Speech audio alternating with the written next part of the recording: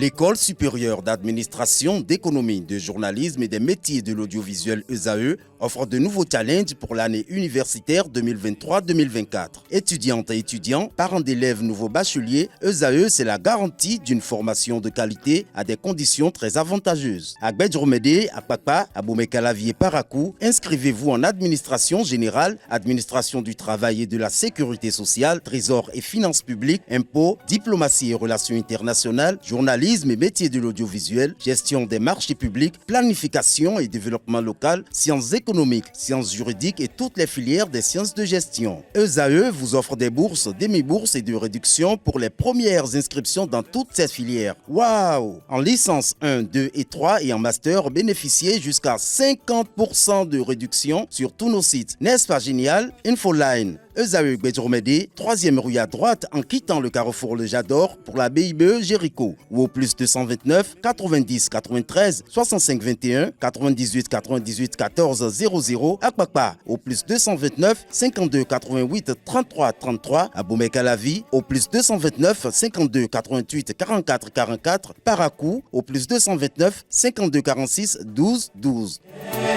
ESAE, l'excellence à un an. Bonsoir à tous, chers internautes. Vous êtes sur votre émission Le Monde en 52 minutes de ce premier lundi du mois d'octobre. Nous irons au Congo démocratique, en Arménie et en Azerbaïdjan, en Corée du Nord et nous allons terminer par l'Arabie Saoudite. Pour ça, j'ai deux invités cet après-midi. Morgan Asokba Metondi, consultant géopolitique. Bonsoir. Bonsoir, Tatiana. Également avec nous, Hamzat Abdullah, expert en relations internationales. Bonsoir. Bonsoir. Le premier sujet de cet après-midi nous conduit directement au Congo démocratique où nous allons parler de la présidentielle 2023.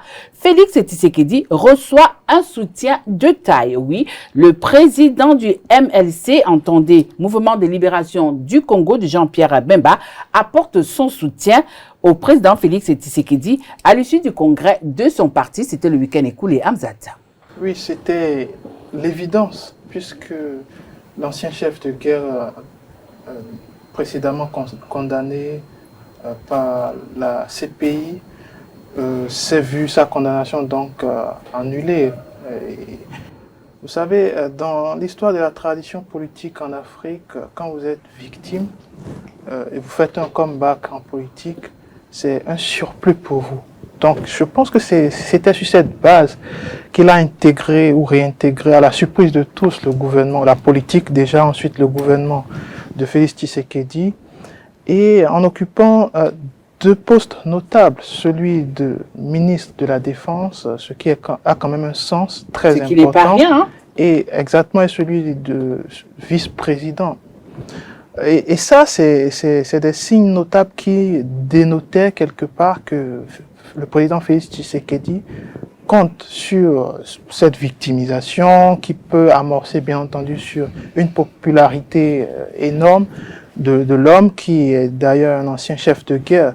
Et c'est un pari, risqué certes, mais un pari sur lequel avait déjà misé Félix Tshisekedi. Et je crois que la sortie, la finalité ne devait qu'amorcer que sur cette déclaration du président du MLC, dans la mesure où les élections sont proches et il faut soutenir surtout le cheval gagnant.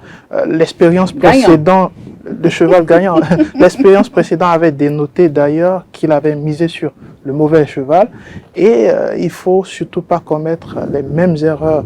Et je crois qu'il a surtout retenu la leçon par rapport à la précédente élection présidentielle, en sorte de miser aujourd'hui sur Félix Tshisekedi et d'escompter peut-être un rôle encore plus notable après les élections. Je finis sur la question en disant, quelle que soit l'issue justement de ces élections, Jean-Pierre Bemba s'en sortira à tous les coups gagnant. Déjà au sein de sa région, il jouit d'une popularité, j'allais dire, considérable. Et sur l'échiquier national, Jean-Pierre Bemba, avec cette posture de victimisation, a su redorer son image parce que l'image de l'ancien chef de guerre a été proprement lavé avec sa nouvelle veste aujourd'hui. Le vice-président et président et ministre de la Défense. Exactement. Avec cette nouvelle veste, évidemment que pour l'avenir, il va falloir compter sur Jean-Pierre Bemba comme figure ou ténor futur de la classe politique au Congo démocratique. Alors, je me retourne vers vous, Morgane. Vous avez écouté Hamzat qui a parlé de miser sur le cheval gagnant quand on sait que lors de la dernière présidentielle, Jean-Pierre Bemba n'avait pas forcément misé sur le bon cheval. Et lors de ce congrès, à l'issue de ce congrès, il a déclaré, je cite, tout mettre en œuvre pour faire gagner le président sortant. Quand on regarde un peu la géopolitique de ce pays, est-ce qu'on peut déjà tout de go dire qu'aujourd'hui, Félix Tshisekedi s'en va gagnant quand on sait quand même que en face de lui, il aura un Martin Fayulu et il aura également un Moïse Katumbi? Oui,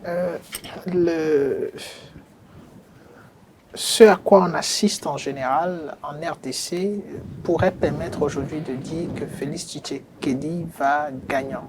On l'avait dit aussi pour Joseph Kabila et Tshisekedi l'a gagné. Oui, c'est pas pareil parce que quand vous regardez le comportement de l'opposition, lorsqu'on l'avait dit pour Kabila, on a vu comment l'opposition s'est comportée. Il y a eu quand même une sorte de dynamique de coalition qui a permis à ce qu'on ait un soutien considérable pour Tshisekedi. Mais aujourd'hui, lorsque vous regardez l'opposition, est-ce que cette opposition est de taille à d'abord se mettre ensemble et ensuite à faire un front considérable face à Tshisekedi? Mieux, lorsque vous regardez le bilan de Tshisekedi, c'est clair que tout n'est pas rose, mais il y a quand même un décollage qui n'est pas à négliger. C'est un débat, et dans le débat, organiser les Jeux de la francophonie, dans le débat, il ne sont pas perdants comme on peut le penser. Donc il y a tous ces facteurs, sans oublier le facteur externe, le facteur des acteurs externes. Il faut rappeler que le discours du président Tshisekedi aux Nations Unies récemment a trouvé un très bon écho du côté de la RDC. Et donc tous ces éléments ensemble peuvent présager d'une victoire assez évidente. Mais on ne sait pas encore ce qui va se passer dans les jours à venir. Alors, je me retourne un peu vers vous, Hamzat. Le fait de déclarer haut et fort soutenir l'union sacrée autour du président Félix Tshisekedi, est-ce que cela est bien perçu par quand même les militants de la première heure, ceux qui ont dû batailler dur aux côtés de Tshisekedi pour qu'il soit président de la République? C'est vrai qu'entre-temps, certains sont partis, certains ont tourné dos au président, mais comment est-ce que les militants de la première heure, ceux qui ont toujours été avec Tshisekedi, perçoivent ce soutien entre griffes de Jean-Pierre Bemba? Je pense qu'ils ne sont pas nés de la dernière pluie. Ils savent qu'en politique, ce qui prédomine surtout, c'est le jeu de la chaise musicale. C'est beaucoup plus ça. Et chacun se bat en réalité pour sortir la tête hors de l'eau. Donc ça, c'est des choses qui sont compréhensibles. Et je peux aussi comprendre le fond de votre question par rapport à ces soutiens de la première heure qui ont porté à eux peut-être tout seuls Félix Tshisekedi, mais la politique évolue, les contextes aussi évoluent. Ce n'est pas, enfin, ces derniers sont des personnes, je vais dire, acquises à la cause du chef de l'État. Et le chef de l'État, vu que son prochain objectif, c'est les élections, sa priorité, évidemment, c'est de fédérer, ça c'est une chose. La deuxième chose, c'est de réunir la masse vraiment autour de lui, mais ça, en réussissant à acquérir l'adhésion des potentiels votants qu'il pourrait avoir dans des régions qui pourraient être perdus d'office s'il ne comptait pas sur cette tête d'affiche comme Jean-Pierre Bemba. Donc je vais dire, c'est la politique, c'est l'évolution de la politique qui justifie tout cela. Mais cela ne veut pas pour autant dire que Félix Tshisekedi délaisse cette classe qui soutient Félix Tshisekedi depuis très longtemps. Non, cela voudrait dire qu'il redistribue d'une certaine façon les cartes. C'est à eux surtout de l'assimiler et de faire en sorte que la cause commune puisse porter loin. C'est de ça qu'il s'agit. Si le président est réélu, bien entendu, ça profitera à tout le monde et tout le monde en sortira gagnant, bien sûr. Certains beaucoup plus que d'autres. Mais la question, elle est là, en réalité. Et l'autre chose aussi, c'est que par rapport à Jean-Pierre Bemba, c'est quand même un élément clé pour la réélection de Félix Tshisekedi, dans la mesure où vous avez évoqué tout à l'heure les opposants qui, cette fois-ci, ne partent plus. N'arrivent pas à s'entendre. Exactement, ils ne partent plus dans une coalition unique avec un candidat ou un leader unique, et ils partent en rang dispersé. Et ça, c'est dommage pour l'opposition qui aurait dû s'appesantir sur justement la défaite de Martin Fayoulou et faire bloc autour de Martin Fayoulou pour, certes, peut-être dénicher un nouveau leader ou maintenir une voie commune autour de ces élections qui s'annoncent contre le chef de l'État. C'était la seule option pour l'opposition pour trouver une piste de sortie. Alors, on en est encore bien loin parce qu'il faut dire qu'en matière de stratégie, quand vous suivez le discours de Moïse Katumbi, quand vous suivez le discours de Martin Fayoulou, quand vous suivez aussi de l'autre côté le discours des opposants dans le sens global, ça part dans n'importe quoi, enfin, dans tous les sens et dans n'importe quoi. Et ça ne profite pas à garantir une stratégie commune. La priorité aujourd'hui pour les Congolais, c'est quoi? C'est la paix et la sécurité, le retour de la paix et de la sécurité dans l'Est.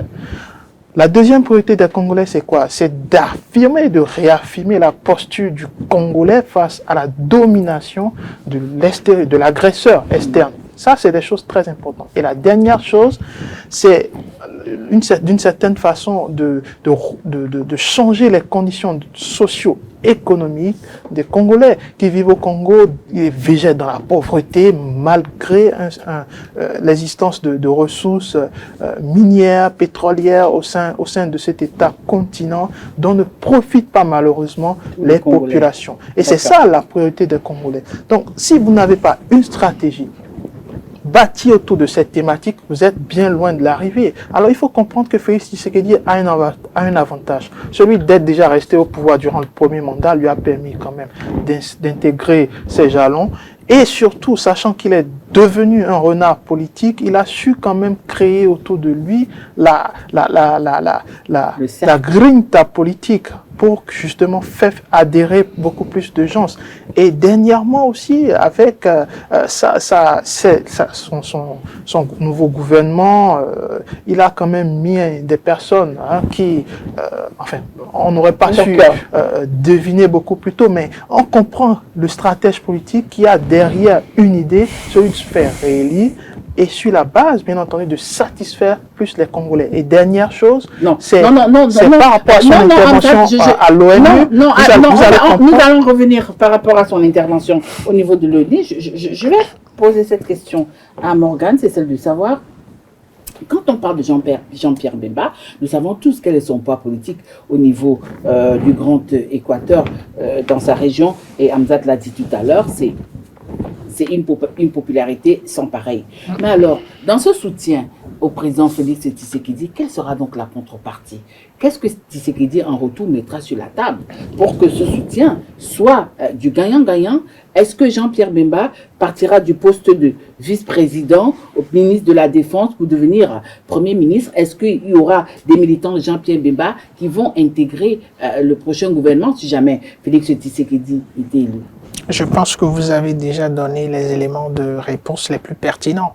Il est clair que c'est pas gratuit. C'est bel et bien des concessions qui méritent des concessions aussi considérables. On l'a vu quand même à plusieurs reprises dans toutes les élections auxquelles on a pu assister ici et là, et en particulier aussi en RDC, même à l'époque du président Kabila, on a vu comment il a fallu parfois créer des postes ministériels simplement pour, on va pas dire satisfaire, quand même pour remettre la balance et la contribution de ces différents acteurs politiques-là. Et c'est ça le danger dans le leadership des différents équipes, des équipes gouvernementales. Quand vous prenez le cas ici, certainement, M. Bemba aura des membres de son parti qui vont se retrouver dans l'appareil de leadership, que ce soit au niveau ministériel ou au niveau des ministères eux-mêmes ou à d'autres postes assez stratégiques. Ce qui est clair, le camp Tshisekedi devra composer en cas de victoire de façon assez considérable avec le camp Bemba. Maintenant, pour ce qui est des ministères et des départs, tout départ de Bemba d'un ministère ne pourra le conduire qu'à un meilleur poste stratégique. Et je pense que Tshisekedi est suffisamment averti. Oui, mais attendez, ministre de la Défense. C'est énorme. C'est énorme. Vous gardez la parole avant de la repasser à Hamzat. Certains estiment que Jean-Pierre Bemba, par ce soutien, joue son avenir politique. Il joue son avenir politique depuis très longtemps et on a vu à chaque instant qu'il a fallu faire des décisions, qu'il a fait ces calculs-là. Et là, techniquement, il joue pas seulement son avenir, mais surtout son retour majeur sur la scène politique. Parce que si d'aventure, il occupe une place davantage de choix et qu'il arrive à insérer tous ces éléments, quand je veux parler des éléments, je fais allusion aux membres de son parti politique les plus pertinents aussi dans le mécanisme. Ce n'est pas seulement pour ces élections-là et pour ce mandat, c'est aussi l'après Tshisekedi qui sera en cours de préparation. Si jamais Tshisekedi partait, hein. C'est pas si jamais. On sait comment est-ce qu'on tripatouille les constitutions en Afrique. Oui, mais vous savez, aujourd'hui, cette façon de tripatouiller est en train de connaître une limite. Pourquoi? Parce que les différents citoyens, les peuples sont en train de développer un mécanisme de résistance assez pertinent, hein, qui fait même réfléchir pas plusieurs fois les leaders aujourd'hui. Donc je pense que le risque de tripatouillage devient de plus en plus limité et tout État ou tout leadership qui se lance dans ce risque-là connaît quand même le pain à ces risques et dépens. Alors, dernière question pour sortir de ce sujet congolais. Hamzat, je sais que tu as tellement à dire.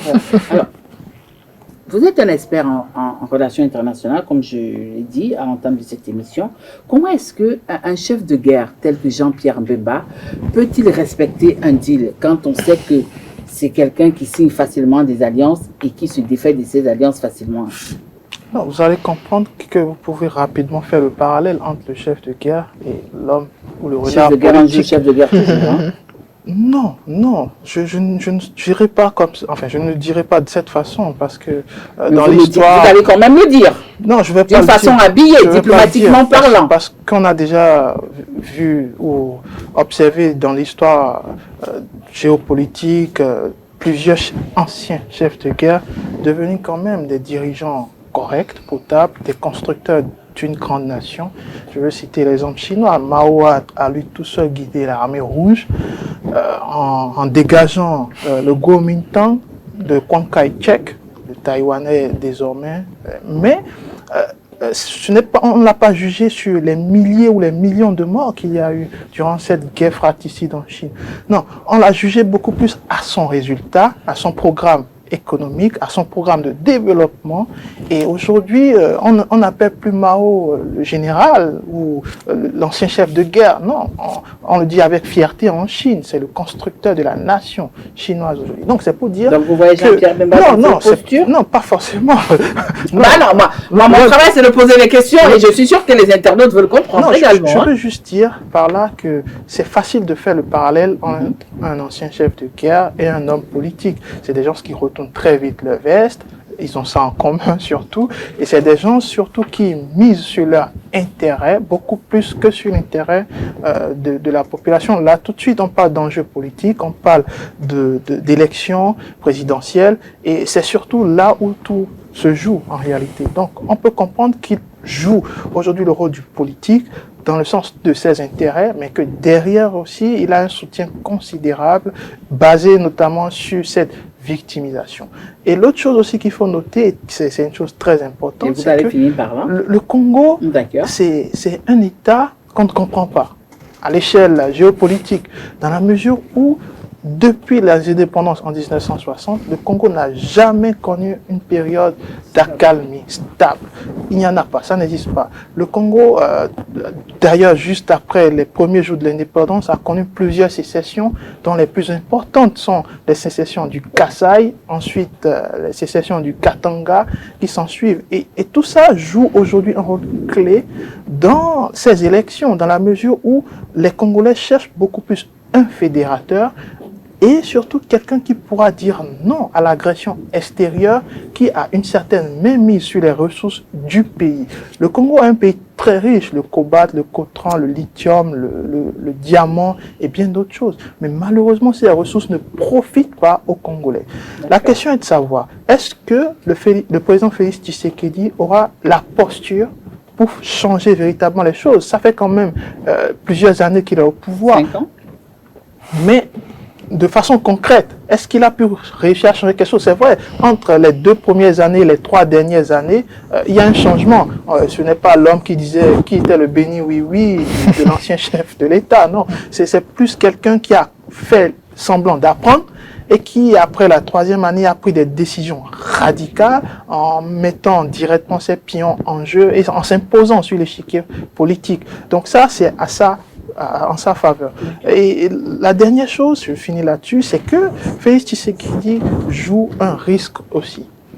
Le plus important, ce n'est pas d'être réélu en réalité. Le plus important, c'est d'assurer une continuité. On a vu l'ancien président Kabila n'a pas su réussir à intégrer quelqu'un de sa base.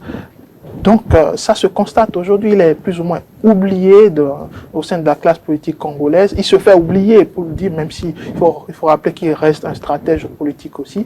Mais il faut dire que le véritable nœud du combat se trouve à ce niveau, la continuité. Okay. Justement, nous allons du côté du vieux continent, nous nous rendons en Arménie et en Azerbaïdjan. Situation au Haut-Karabakh, Erevan accuse Bakou d'arrêter les Arméniens fuyant l'enclave. Les autorités de Bakou ont annoncé l'arrestation de 2 dirigeants du Haut-Karabakh. C'est une annonce qui certainement va réveiller encore les velléités. Les velléités vont prendre un cran de plus. Pourquoi? Parce que ce qui se passe dans cette région du continent européen est très déterminant même pour l'aspect géopolitique de la question. L'Europe se retrouve à gérer une situation de crise depuis très longtemps et ce qui est en train de se passer vient enflammer déjà une situation latente conflictuelle d'un certain degré. C'est toujours les républiques de l'ex-URSS, hein? Oui, mais il s'agit plus, même si on parle de l'ex-URSS, on ne peut plus parler de l'influence de la Russie. On est là en Europe et on a une dynamique qui a été créée par les pays européens. La question qu'on se pose aujourd'hui, c'est pourquoi est-ce que l'Union européenne ne semble pas s'intéresser à la résolution de cette crise de façon effective. On voit l'intérêt aller ailleurs, sur d'autres questions. Est-ce que l'Union européenne, parce qu'elle serait probablement en train de concevoir qu'il s'agit des États de l'ex-URSS, serait en train de se désolidariser ou de considérer que ce qui se passe dans cette région-là n'a pas d'impact direct en Europe. Je pense que si l'Union européenne vient à se prononcer et se retrouve dans l'hypothèse où elle ne valorise pas concrètement ce qui se passe de ce côté-là, mais elle est en train de faire fausse route et va se retrouver dans une situation encore plus compliquée que celle dans laquelle elle se retrouve aujourd'hui. Pourquoi? Parce que la question sécuritaire est très importante aujourd'hui. On a de l'autre côté ce qui se passe entre la Russie et l'Ukraine. On a d'un autre côté l'arrivée des migrants qui sont des mots de tête, vraiment. Et maintenant, on a cette crise-là, ce conflit-là, qui n'est pas forcément dans l'intérêt de l'Union européenne. Alors, de son côté, Erevan dénonce ces arrestations. Erevan traite d'ailleurs ces arrestations d'illégales. Alors, selon vous, quelles sont les motivations de l'Azerbaïdjan dans ce conflit? C'est d'affirmer sa supériorité dans la sous-région et d'imposer encore plus sa domination. Comme dirait l'autre aussi. Oui, parce que la sous-région, elle est stratégique dans la mesure où le Haut-Karabakh est d'une certaine façon rattaché, ne fût-ce qu'historiquement, à l'Arménie, et ne fût-ce qu'aussi d'une certaine façon ethnique aussi, attachée à l'Arménie, ce qui peut se comprendre. Et c'est une zone très sensible qui développe plusieurs velléités depuis plusieurs années. Et moi, je compare un peu cette situation avec celle qu'il y a eu en Serbie dans les années 80, enfin l'ex-Yougoslavie, oui, dans les années 90, et ça n'a pas su être bien géré par les Européens, d'une part, ni par l'ex-URSS, d'autre part, ce qui a entraîné une scission profonde et entraîné d'ailleurs une guerre fratricide dans cette région qui a toujours des répercussions jusqu'en 2023. Donc, est-ce qu'on est prêt d'éviter le drame yougoslave? Je pense qu'on en est bien loin dans la mesure où la situation a évolué, mais dans un seul sens. Pour moi, c'est dans un seul sens. Dans la mesure où l'Azerbaïdjan s'attribue tous les super pouvoirs pour faire ce qu'il veut de cette sous-région, ce qu'il veut de ses ressortissants de cette partie du pays. Et ça, c'est quand même dommage qu'il n'y ait pas de réponse concrète des deux côtés, parce que quand j'évoque les deux côtés, j'évoque le côté occidental, avec surtout en tête de pont les Européens, et de l'autre côté, la Russie aussi est impliquée d'une certaine façon, même si ce n'est pas assez clair et précis, mais on sait que l'Azerbaïdjan tout de même entretient des liens flous et très nombreux avec la Russie. Et la Russie n'a pas fait un effort conséquent pour que cette crise se règle. La question maintenant est de savoir à qui profite cette crise, à qui profite cette tension au sein de cette région. Est-ce que ça profite aux deux parties? D'une façon, oui, mais on sait surtout que ça ne profite pas aux Arméniens et aux ressortissants du Haut-Karabakh. Alors, on sait quand même que cette enclave a connu deux guerres, hein, et des guerres qui ont été vraiment militarisées. Il a dit tout à l'heure à qui profite vraiment cette guerre. Mais moi, la question que je vous pose, c'est de savoir, est-ce que la Russie joue vraiment la neutralité dans ce conflit? Il n'y a pas de neutralité techniquement qui tienne, mais il y a quand même des priorités. Quelle est la priorité pour la Russie à l'heure où nous parlons? Ce n'est pas forcément la résolution de ce conflit. La Russie a d'autres préoccupations, mais c'est surtout le soutien de la Russie à ses alliés et la meilleure gestion possible de cette situation de crise conflictuelle qui oppose la Russie à l'Ukraine dans la pratique, mais la Russie à l'OTAN et ses alliés lorsque vous décidez de regarder plus loin que le bout de votre nez. Donc cette situation fait que la dynamique géopolitique passe aussi par ce qui se passe entre l'Azerbaïdjan et les différentes ethnies dans la zone du Haut-Karabakh. Donc, la Russie joue son rôle en défendant ses intérêts. Elle n'a pas forcément, disons, priorité à s'occuper de cette question-là, contrairement à l'Union européenne qui fait partie de ces institutions qui ont longtemps promu cette séparation, pour ne pas dire qu'ils ont été même architectes de cette séparation ou cette éclosion de l'ex-URSS. Donc aujourd'hui, on se demande pourquoi est-ce que le service après-vente n'est pas en train de se faire correctement, parce que c'est de cela qu'il est question. Et on se rend compte de la difficulté qui existe même à la plupart de ces anciens États-là, la difficulté qui existe à rejoindre l'Union européenne en tant qu'entité.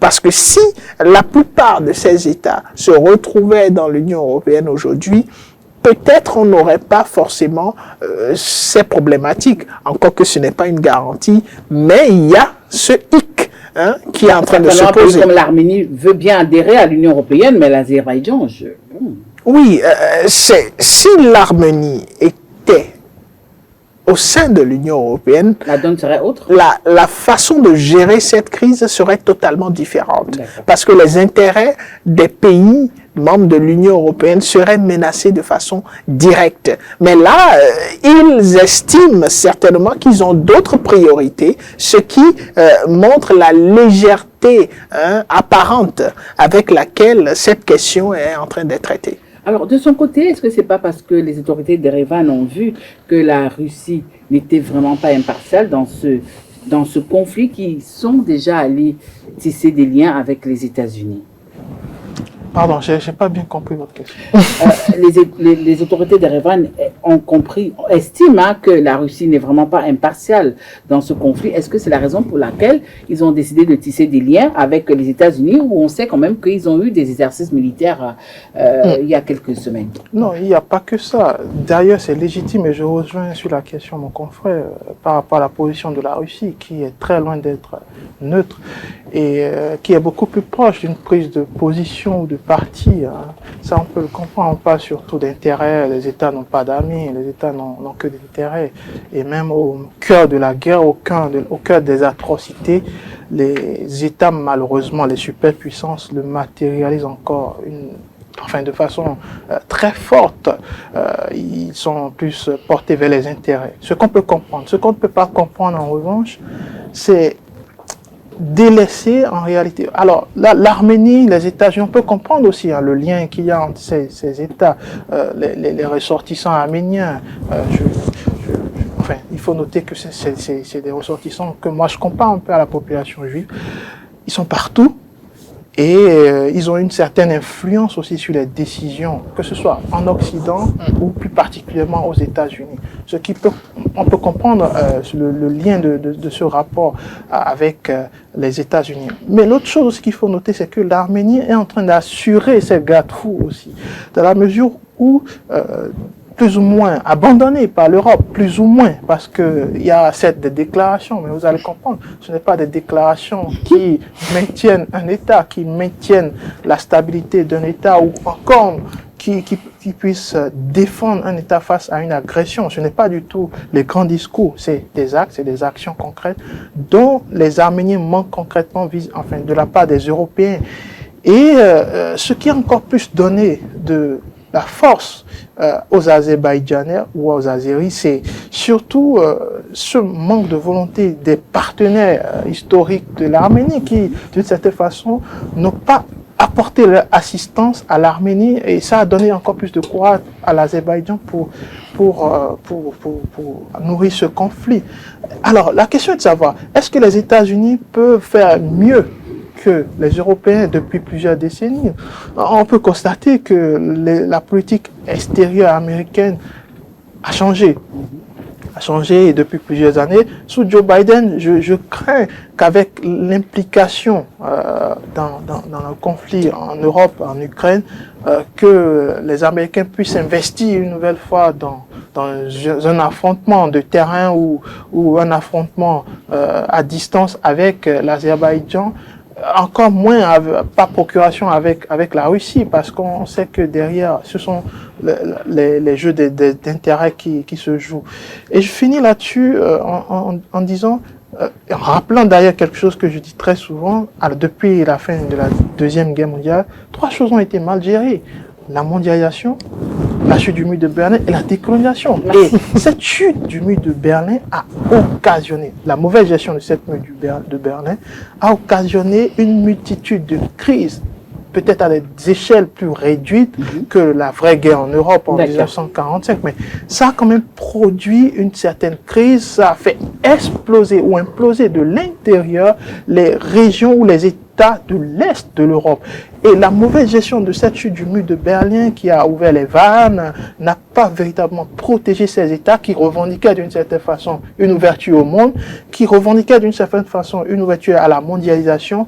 Malheureusement, ils ont été mal accompagnés et aujourd'hui, ils en payent les frais. Alors, pour sortir de ce sujet de cet après-midi, plus de 100 000 personnes ont déjà fui l'enclave. Aujourd'hui, au niveau d'Erevan, on parle même déjà du nettoyage ethnique dans le Haut-Karabakh. C'est tout à fait compréhensible qu'on parle d'un nettoyage ethnique, mais est-ce que c'est approprié? Est-ce que c'est approprié? C'est pour cela que je voulais apporter le caractère approprié. C'est compréhensible, mais c'est pas forcément approprié. C'est compréhensible, pourquoi? Parce qu'on se retrouve dans une situation conflictuelle où quand même il y a un nombre non négligeable de personnes qui sont en train de perdre la vie. Mais il faut déjà regarder le caractère ethnique de la question même du conflit. C'est un conflit qui a une force prédominance ethnique, donc dit qu'on est en train d'assister à une sorte de tentative de nettoyage ethnique, c'est vouloir rappeler non seulement la nature du conflit, mais aussi dire un peu trop tôt ce qui n'est pas encore fait. Cela ne veut pas dire qu'il n'y a pas de vérité dans ce qui est dit. C'est juste que le qualificatif qu'on donne est assez lourd et naturellement, il faut comprendre pourquoi on donne ce genre de qualificatif. Un qualificatif pareil qui est validé a des conséquences énormes pour toute personne qui sera identifiée à la fin du conflit comme faisant partie des personnes coupables de ces nettoyages ethniques. Et donc là, tout de suite, on voit déjà la fin et maintenant l'opération de justice et réconciliation. Justice signifie qu'il faut identifier les coupables présumés, les amener devant les juridictions compétentes, donc on parlera de la Cour pénale internationale, après avoir identifié les individus, et maintenant monter tout un dossier contre ces individus pour prouver qu'il y a eu vraiment nettoyage ethnique, et cela, ça fait des condamnations assez remarquables. Alors après le vieux continent, nous nous rendons en Asie, et précisément en Corée du Nord, où le pays désormais reconnu comme État nucléaire de par sa constitution. Grâce à sa politique de développement d'armes nucléaires, le pays de Kim Jong-un a inscrit dans sa constitution le statut d'arme d'État nucléaire. Oui, quel chantier Kim Jong-un a débuté ce chantier depuis plusieurs années, nourri par des volontés surtout de s'imposer au sein de cette sous-région qui reste une région clivée entre l'appartenance et la prise de position. Et il faut comprendre aussi que pour Kim Jong-un, ce n'est que par la force qu'on s'impose, ce n'est que par la force qu'on domine dans les échanges, ce n'est que par la force qu'on domine dans les négociations. Et on peut le comprendre, mais en revanche, ce qu'on ne peut pas comprendre, c'est surtout cette nature de va-t-en-guerre demeurera une menace pour toute la sous-région.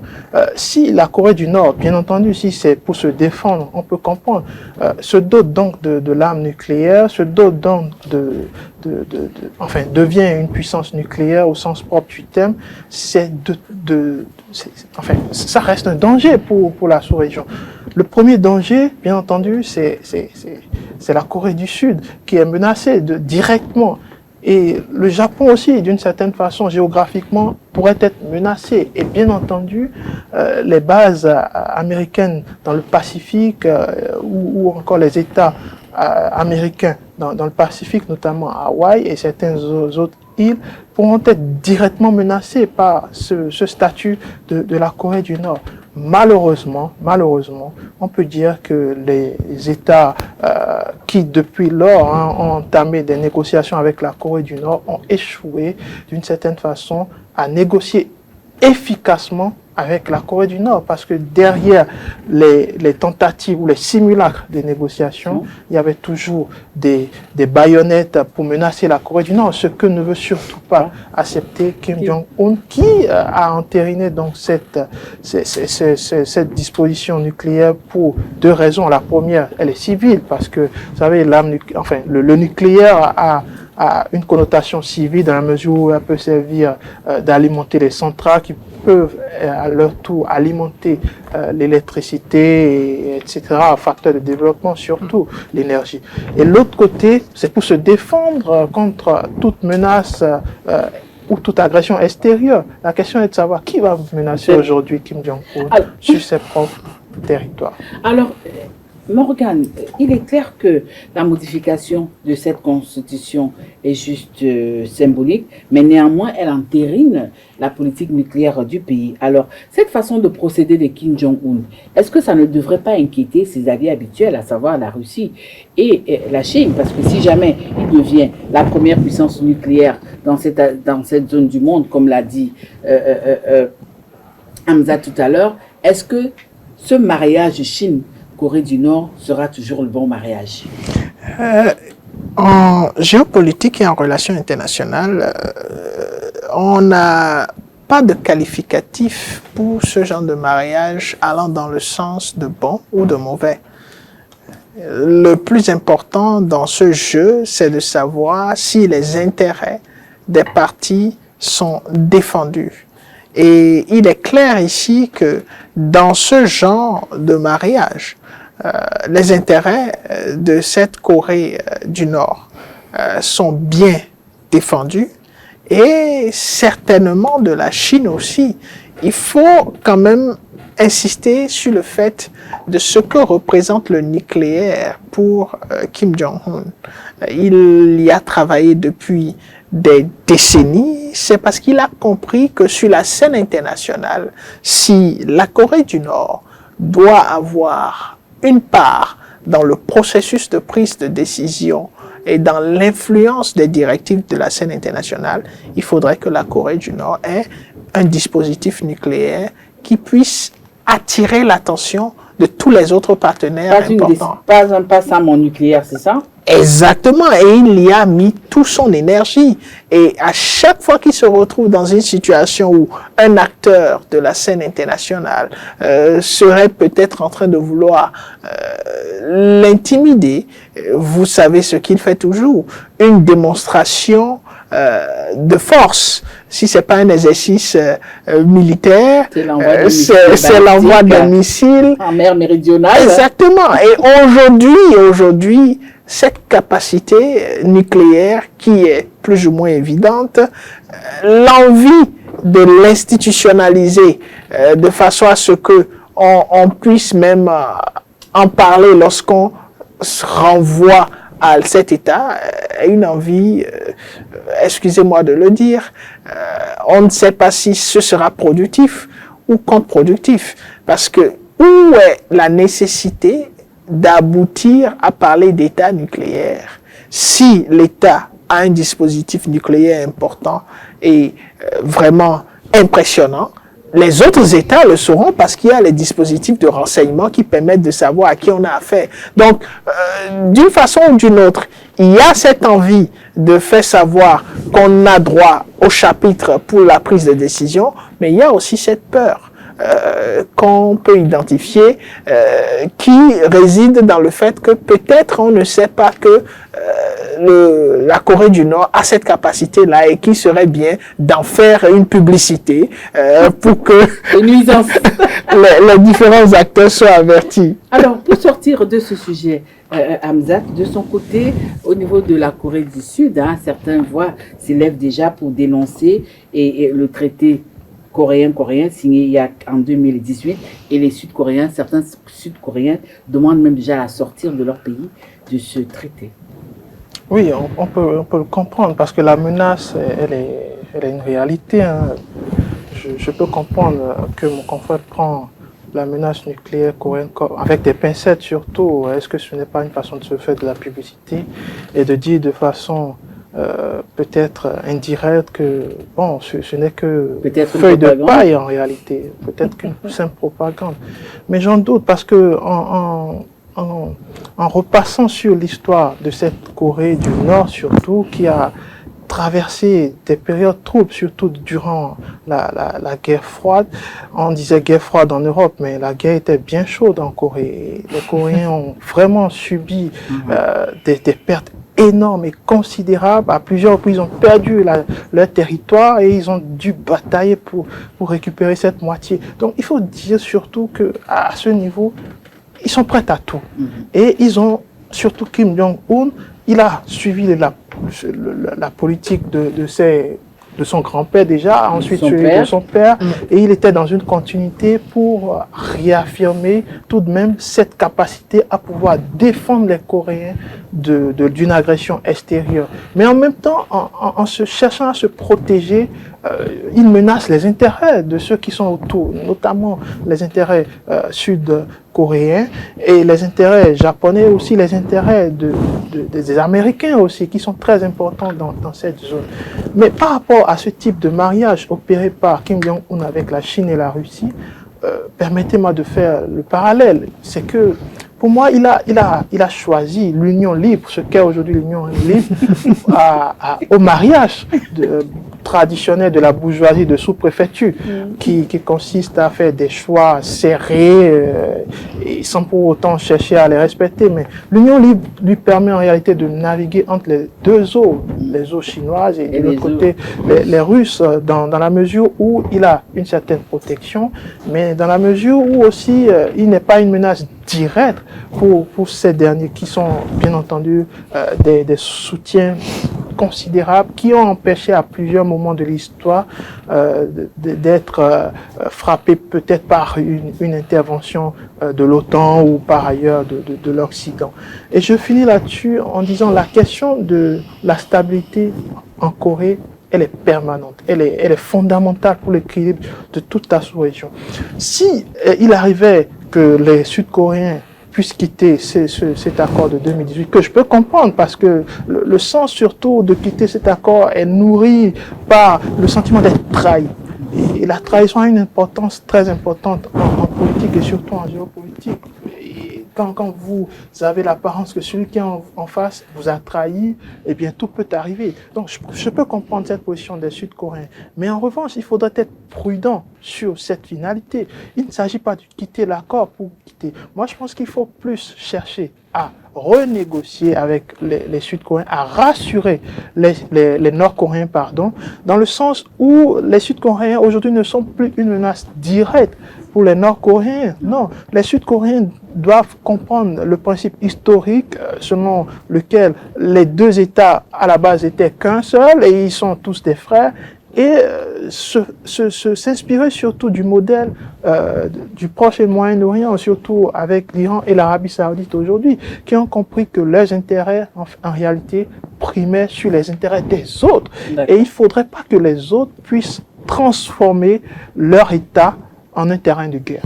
Alors, dernier sujet de cet après-midi, nous terminons par le Moyen-Orient. Le rapprochement de l'axe Riyad-Jérusalem inquiète les Palestiniens. Le nouvel ambassadeur d'Arabie Saoudite, Amman, a présenté ses lettres de créance au président de l'autorité palestinienne, Mahmoud Abbas, du côté de Ramallah. Alors, je vous pose la question de savoir, cette première visite d'une délégation saoudienne en Cisjordanie, comment est-elle perçue de Paris, quand on sait que les deux pays ont quand même eu un certain ralentissement au niveau de leurs relations? Du côté d'Israël, à entendre le président aux Nations Unies, c'est une opportunité historique. C'est une opportunité historique pour Israël de s'asseoir avec l'Arabie Saoudite et de trouver une façon de s'entendre. Et que cette entente historique, si elle venait à être matérialisée, constituerait un pas vers les différentes autres perspectives d'entente et de négociation pour le bien de cette région-là. Maintenant, est-ce que c'est bien vu du côté de l'Arabie Saoudite? Bon, c'est une opportunité aussi pour l'héritier qui dirige le pays et qui est dans une offensive diplomatique des plus pertinents ces derniers mois. Pourquoi? Parce que le glissement géopolitique qui est en train de s'opérer, le positionnement stratégique qui s'opère est une opportunité pour tout État et on sait que l'Arabie Saoudite aujourd'hui veut se positionner de façon très influente et stratégique dans la sous-région. Du côté des États-Unis, est-ce que c'est forcément vu d'un bon œil? En général, on dira tout ce qui plaît à Israël plaît aux États-Unis, mais est-ce que dans la pratique, c'est la réalité? Surtout qu'on sait que les États-Unis ont eu du mal avec l'Arabie Saoudite il n'y a pas très longtemps par rapport à cette question du pétrole.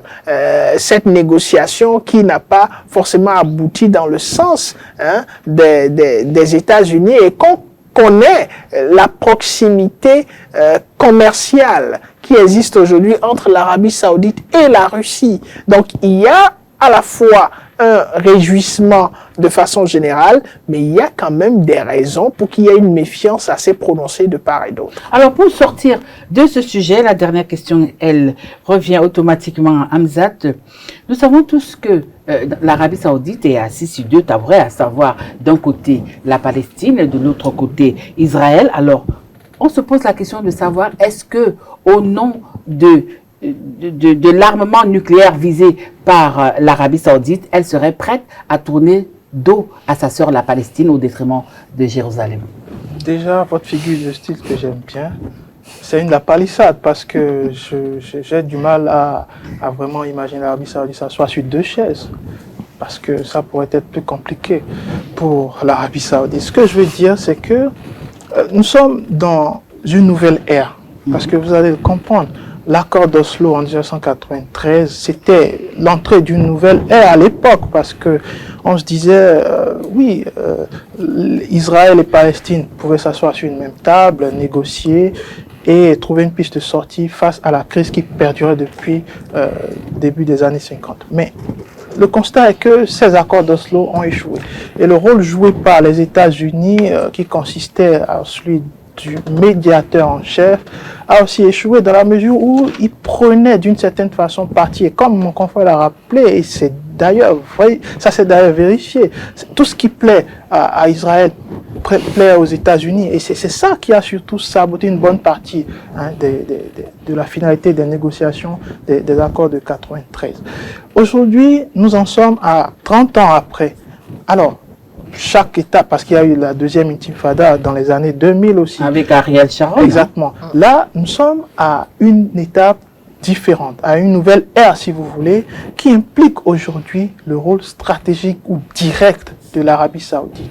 Dans la sous-région, le rôle de cette Arabie Saoudite n'est plus à démontrer en réalité.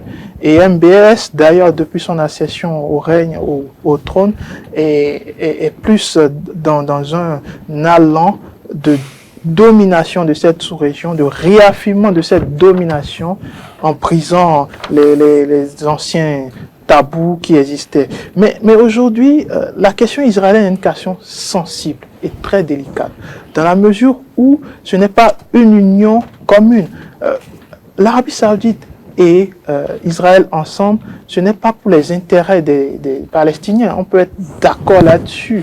Et c'est d'ailleurs ce qui inquiète les ressortissants, les citoyens du royaume de l'Arabie Saoudite, dans la mesure où ils n'approuvent pas forcément la politique ou la diplomatie de l'Arabie Saoudite. Content ou pas content, content quand même, hein? Israël. Alors, quel sera le sort des Palestiniens si, éventuellement, parce que tout est aujourd'hui sur la table, si Israël et l'Arabie Saoudite arrivent à faire déjà la paix et ensuite arrivent à s'entendre dans le long terme. Moi, je n'y crois pas. Je n'y crois pas. Je ne pense pas que cela puisse arriver un seul jour. C'est vrai, dernièrement, on peut noter des interventions parce qu'on est des arrivées, ça fait déjà des signes. Hein. Oui, des visites officielles, bon, pas officielles, mais dans le cadre de sommets sous-régional ou international en Arabie Saoudite, des ministres israéliens étaient venus en Arabie Saoudite. Mais il faut comprendre que cela ne veut pas dire que l'Arabie Saoudite a serré la main aux Israéliens, parce que cela ne peut pas se faire.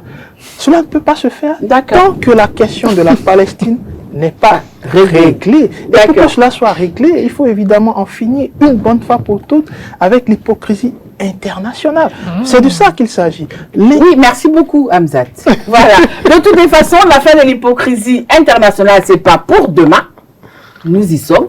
nous y serons et nous resterons encore dans cette hypocrisie diplomatique. Voilà, chers internautes, avec cette intervention de Abdoulaye Hamzat que nous mettons en terme à notre émission de cet après-midi. Nous sommes allés au Congo démocratique. Nous avons parlé du soutien de Jean-Pierre Bemba à Félix Tshisekedi par rapport à la présidentielle de décembre prochain. Nous sommes allés en Arménie et en Azerbaïdjan. Nous avons parlé de la situation au Karabakh. En Corée du Nord, nous avons parlé de l'état nucléaire. Oui, désormais, c'est écrit dans la Constitution. La Corée du Nord est un état nucléaire et nous avons terminé par l'Arabie Saoudite. Et pour ça, j'avais sur mon plateau Hamzat Abdoulaye, expert en relations internationales, et Morgan Asogba Metondi, consultant géopolitique. Tatiana Handa Djemeya, c'est moi. Retrouvons-nous dans 2 semaines.